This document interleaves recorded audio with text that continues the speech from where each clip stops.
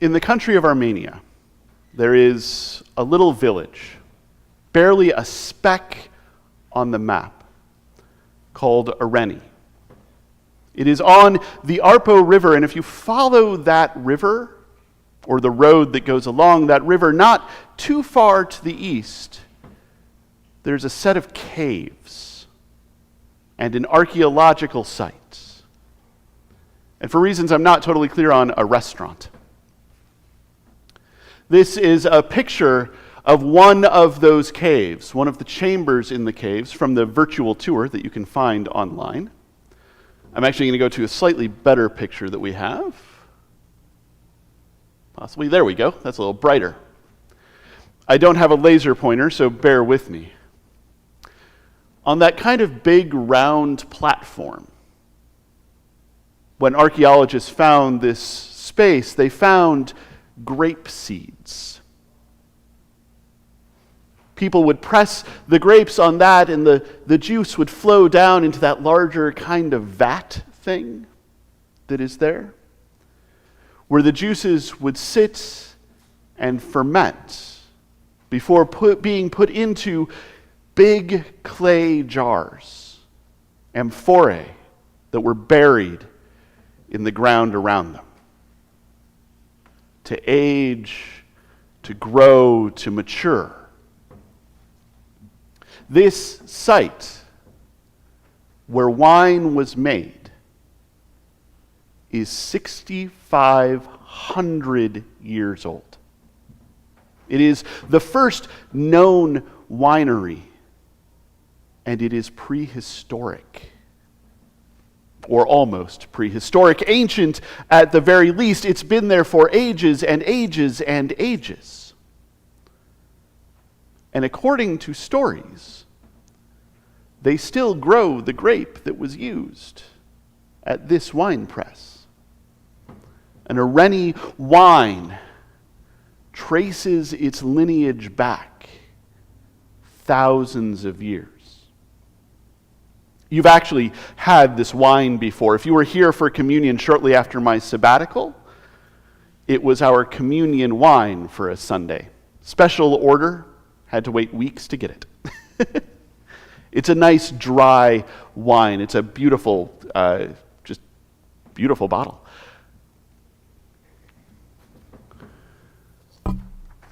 The strange thing about this place, though, and I want to make sure I read this quote to you properly. This is from Ian Tattersall and Rob DeSalle's book, A Natural History of Wine. Sheila, if you want to go to the next slide and follow the quote. One intriguing aspect of the winery at Areni 1, that's the name of the cave complex, is its location within a cemetery of wine jars that had also served as urns.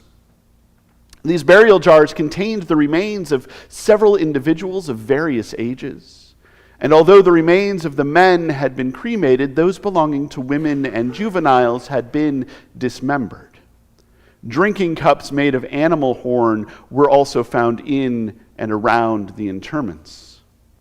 Boris Gasparian, the lead excavator at Areni 1, believes that there was a close relationship between the wine making and the activities associated with cremations, dismemberments, and burials. If so, the extraordinary site of Areni 1 inaugurated a tradition of using fermented beverages in funerary and other rites that is abundantly documented in later phases of antiquity. 6,500 years ago, in those ancient days, wine and death were intimately connected. Wine was fermented where the bodies were buried. Wine was drunk during the funerals. The cup, in this case the animal horn, went with death. Our readings today tie this together in kind of an odd way. In our first reading, some disciples come to Jesus and say, When you come into your glory, we would like to sit at your right hand and your left hand, positions of privilege, positions of power. Can you make that happen? And Jesus asks, do you think you can be baptized with the baptism that I will be baptized with? Do you think you can drink from the cup that I will drink from?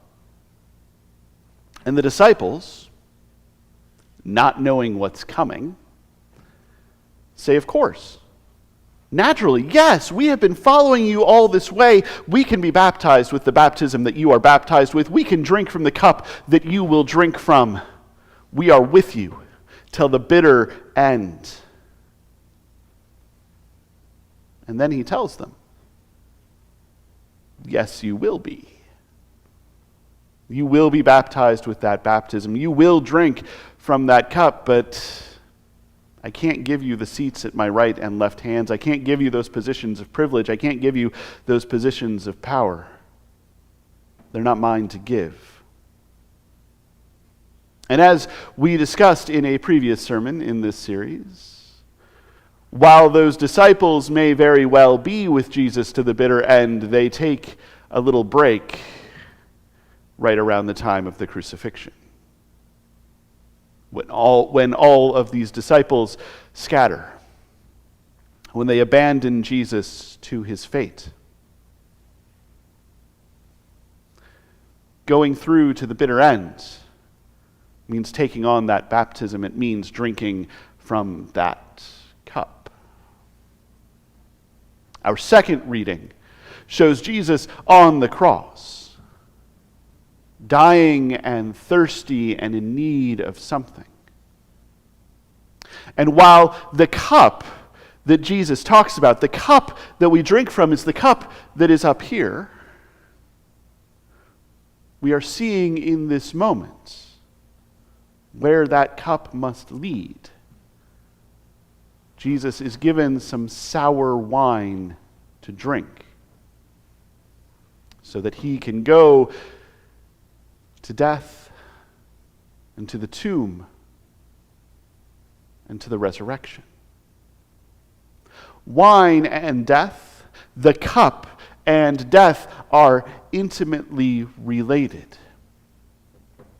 To drink from the cup that Christ offers, to drink from the cup of blessing, means going through the whole thing with Christ. It means, as hard as it is, as painful as it is, as unpleasant as it is, stepping into death. The cup and death, wine and death. I don't mean that in like a horrific bad way. Nothing is wrong with the cups up here. I'm not asking you to drink anything strange today. But to follow Christ, to actually follow Christ, to go through the whole thing with Christ, to go to the bitter end with Christ, does mean dying to the world as it is. It does mean dying to the powers of sin and death and everything that makes life less. It does mean dying to the kind of place where we've gotten comfortable in our brokenness, where we've gotten chill in our sickness, where we have adapted to being messed up. It does mean letting go of the crud that has accumulated. All of those parts of us that we don't really like, that we know aren't the good parts of us, that we know mean that is something wrong. It means letting go of some of ourselves. Dying to the world as it is. Dying to the powers of sin and death and everything that makes life less. And as I think I have implied, that is hard to do. That's uncomfortable to do.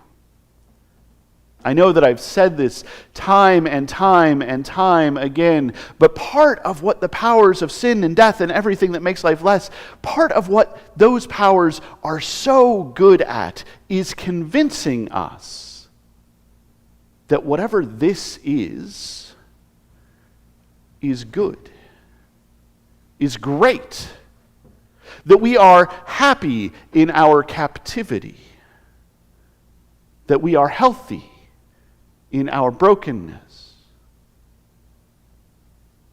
that we should rejoice living in a world that is so drastically unfair to so many.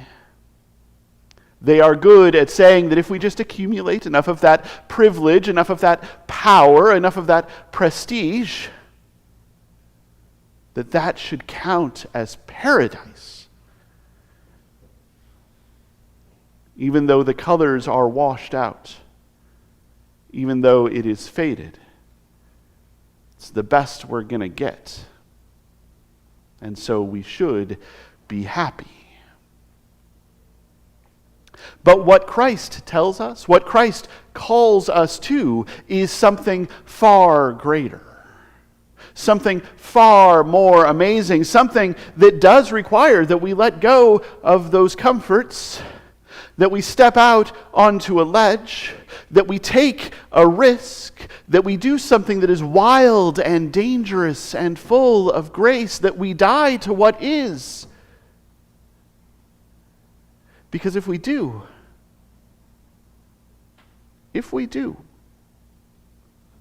we will rise to something greater.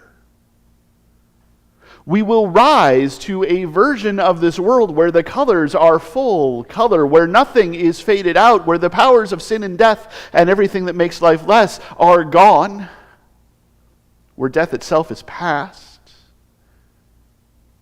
We will step into new and abundant life with Christ. We will step into God's reign of love. And while the joys that we had will still be joyful, while the joys of this world are still worth it, we will find ourselves feeling so much more joy, so much truer joy, so much more amazing bliss, so much more love, so much more life. It is the risk of dying to what is that makes possible the rising to what God is calling us to. It is the risk of dying to the powers of sin and death and everything that makes life less, that we have grown so accustomed to, that makes possible rising to God's reign of love. And again, I will tell you that is hard.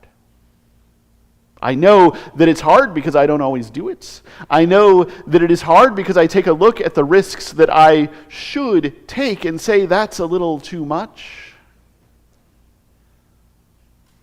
And yet I know in my heart of hearts, I know in my soul of souls, I know deep inside where I hear that still small voice of God, that so much more is possible. And that when I feel that fear that comes with risking love for friends and neighbors, love for strangers and enemies, love for everyone, when I feel that fear of risking love, that I should still take that step. That yes, it may lead to something hard, it may lead to something difficult, it may lead to a metaphorical death, it may, in fact, as it has for so many of our heroes, lead, in fact, to absolutely literal death. But it also leads to life. Abundant life, eternal life, in God's reign of love. Wine and death are intimately connected. The cup and death are intimately connected, but they lead to life. And that is worth any risk. that is worth any risk. That life, that resurrection, that new and abundant world full of grace is worth any risk. And so we drink from the cup that Christ drank from. We drink from the cup that Christ drinks from. We drink from the cup that Christ offers, because what Christ offers is precisely life. Thanks be to God.